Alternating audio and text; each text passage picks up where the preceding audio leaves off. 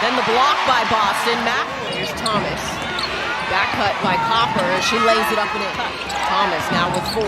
Picked up behind Allen. Spins in the paint. Thomas able to drop into Linskins, and that one flips up and in.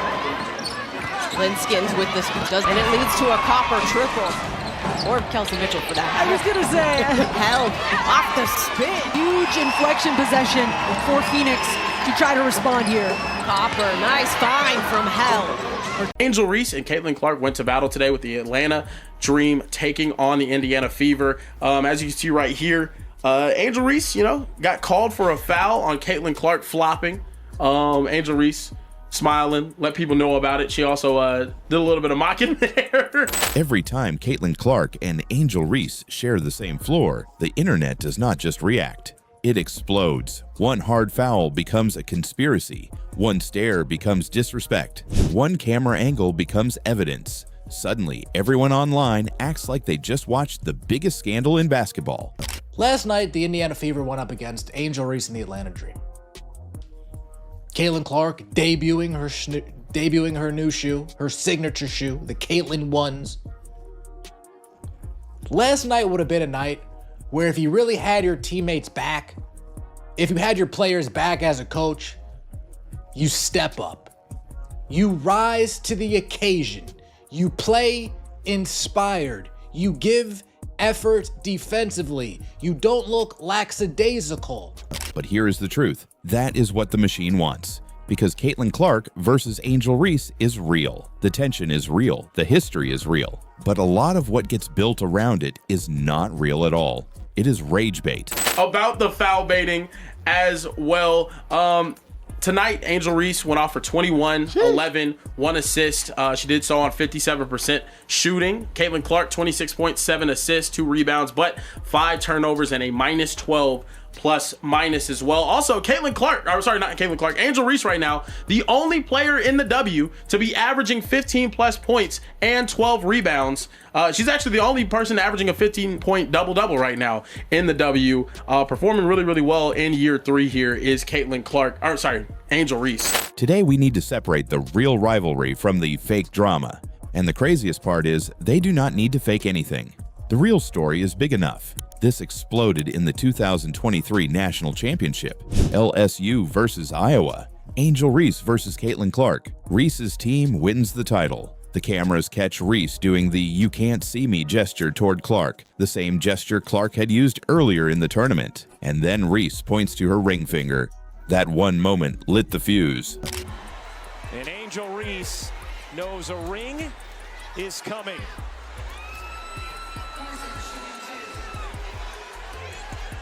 Overnight, the country split into sides. Some called it confidence. Some called it disrespect. The conversation became personal. It became ugly.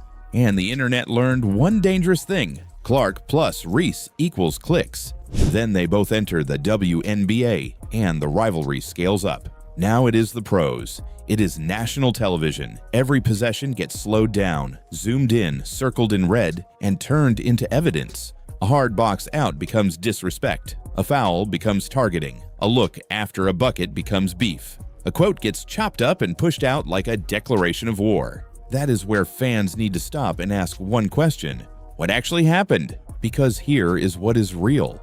Clark does not want to lose to Reese. Reese does not want to lose to Clark. That is not hatred. That is sports. I don't owe Angel Reese an apology. I've always thought Angel Reese was a really good player. She was going to do one thing at a high level when she got drafted, and that was rebound. And she's done that. What she has done is kind of shut a lot of people up, because it was plenty of people that were saying she can't score in the WNBA. She's not going to be able to get buckets in the WNBA. And she's worked on her game. She's improved her offensive game. And if it was this easy, other players would be doing what she's doing. Yeah. They would all be getting double-doubles, and they can't. And so you got to give her credit. She went out and worked on her game, because coming out of college, it was, she's not going to be able to score in the WNBA. You shouldn't get some rebounds. When Indiana and Chicago meet, the intensity jumps. Bodies hit the floor. Rebounds get fought for. Every loose ball feels bigger than one regular season game. And the contrast is real.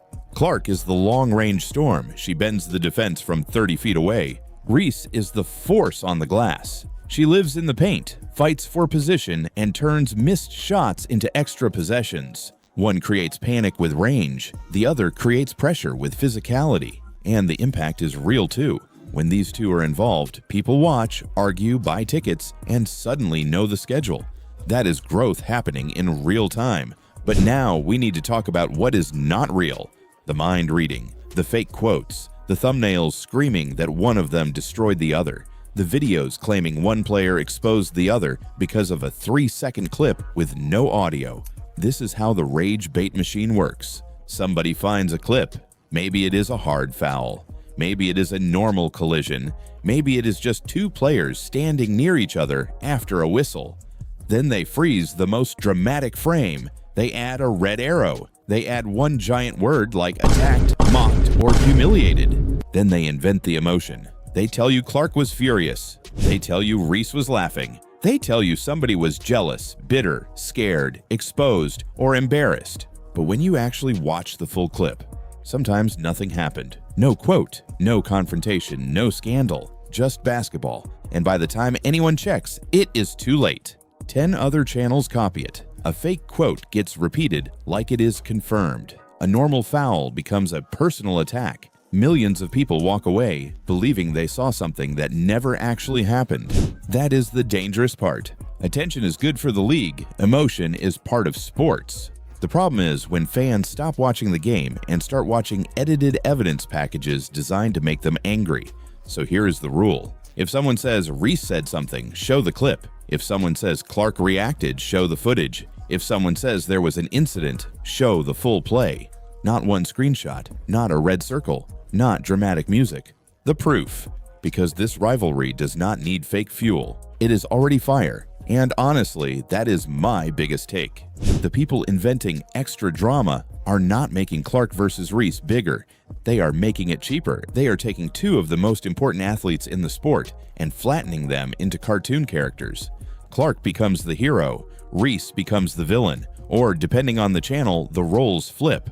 But real life is not that simple. Caitlin Clark is a killer competitor. Angel Reese is a high-level player, a competitor, a personality, and someone who understands that attention is part of the business. That is what makes this compelling.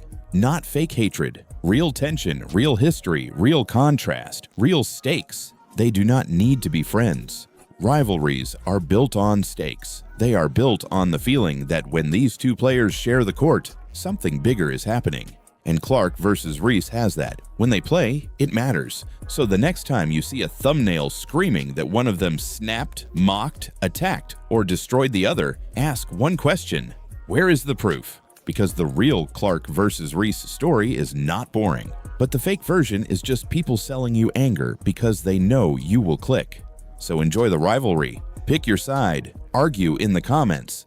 But do not let somebody trick you into believing a feud they had to invent. Watch the game. Watch the full clip. So let me know below. Is Clark versus Reese good for the league, or has the media already pushed it too far? Like the video if you want the real story without the fake outrage. Subscribe for the next one, and I will see you in the next video.